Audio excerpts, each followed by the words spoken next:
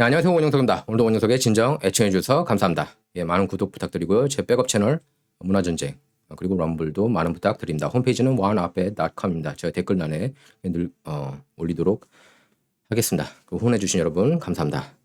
자, 2024년 대통령 선거는 게빈 뉴섬 그리고 론 디샌티스 대결 구도가 될 수 있습니다. 예, 민주당 그리고 그들의 절친인 메인스트림 미디어 주류 언론들에선 뉴섬 캘리포니아 주지사의 2024년 대선 출마설이 화두입니다.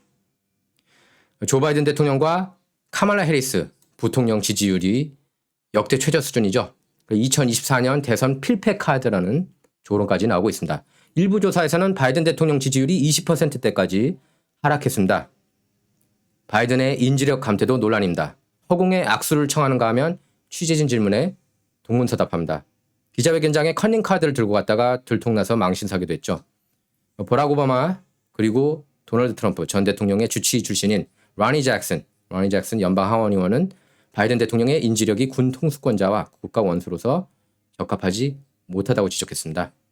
그래서 이런 내용이 담긴 서한을 바이든 대통령한테 직접 보냈고 또 백악관 주치인 케빈 오카너 박사 그리고 백악관 그 최고 의학 자문형이라고 하는 앤서니 파우치 논란의 앤서니 파우치 박사에게 보냈습니다. 예, 곧 그만둔다고 그러죠. 예, 다행이에요. 파우치가 곧 그만둬서. 엉터리죠, 엉터리. 예, 해리스 부통령도 공개석상에서 격을 지키지 못하는 언행으로 망신입니다. 그래서 민주당이 바이든 그리고 해리스를 모두 버리고 뉴페이스 게빈 뉴섬을 택해야 한다는 목소리가 커지고 있습니다. 최근에 백악관의 또 모습을 드러내지 않았습니까? 게빈 뉴섬이 의미심장하게. 그래서 LA 타임스 칼럼니스트 조지 스켈턴은 이런 칼럼을 올렸습니다. 뉴섬이 스스로를 대통령감으로 본다면 출마 준비를 해야 한다. 아니 이미 그는 그렇게 하고 있다. 예, 이런 제목의 칼럼을 올렸습니다. If Newsom sees himself as president, he should move into position to run. That's what he's doing.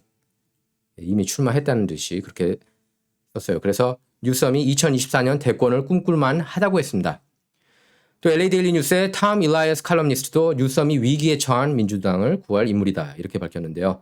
뉴섬이 대선 출마에 뜻이 없다고 부인하고 있지만 그의 머릿속 일부는 이미 백악관에 들어간 상태다 이렇게 분석했습니다. 공화당 진영은 강대강 구도입니다. 도널드 트럼프 전 대통령의 당내 지지율과 인기는 여전하죠.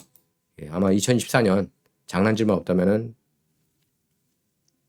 재선에 그러니까 다시 백악관에 들어설 가능성이 굉장히 높습니다. 비판적 근데 이제 트럼프가 이렇게 인기는 많지만 좀 비판적인 그런 시선도 나오고 있습니다. 왜냐하면 론 디샌티스 플로리다 주지사가 이제 잠룡으로 떠올랐기 때문이에요. 그래서 당내 안티 트럼프 진영까지 포용할 수 있다는 장점이 어필하고 있습니다. 또 이제 무당파들 중에서도 트럼프를 싫어하는 사람들이 있거든요. 예, 그 사람들 표까지 가져갈 수 있다는 겁니다.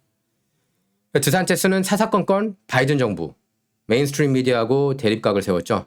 그래서 비판적 인종이론, CRT라고 그러죠. 그리고 어린이 성전환 교육 반대에 앞장서면서 견고한 지지층을 구축했습니다. 그래서 유치원과 초등학교에서 동성애 그리고 성전환 이데올로기 교육을 금지했고 수학 교과서 40%가 잘못된 인권 개념을 반영했다면서 사용을 금지했습니다.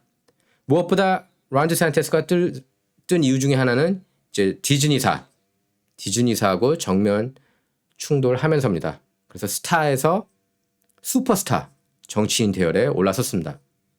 성에 대한 가치관 교육은 학부모 권리라고 디즈니를 비판하면서 디즈니 월드를 플로리다주에 유치할 때 안겨줬던 면세 특권, 여러 가지 혜택을 폐지하는 법안에 서명했습니다.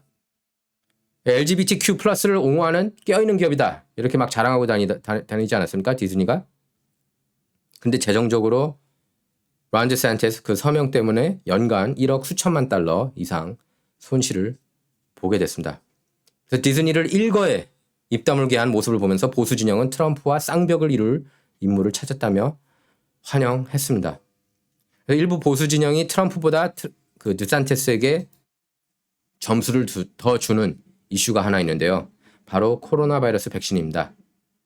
론 디샌티스는 백신 의무화를 줄곧 반대했습니다. 고용주들이 백신 의무화를 하지 못하게 하는 법안에 서명했고요. 이렇게 얘기를 했어요. 모든 데이터를 종합해 볼 때 어린이들 백신 접종 의무화는 위험하다는 결론을 내렸다. 백신에 대한 언론 보도를 믿지 말라. 분명히 위험성이 존재한다. 이렇게 거듭 강조했습니다. 그러면서 팬데믹 해결책으로 백신보다는 치료에 주안점을 둬야 한다고 했습니다.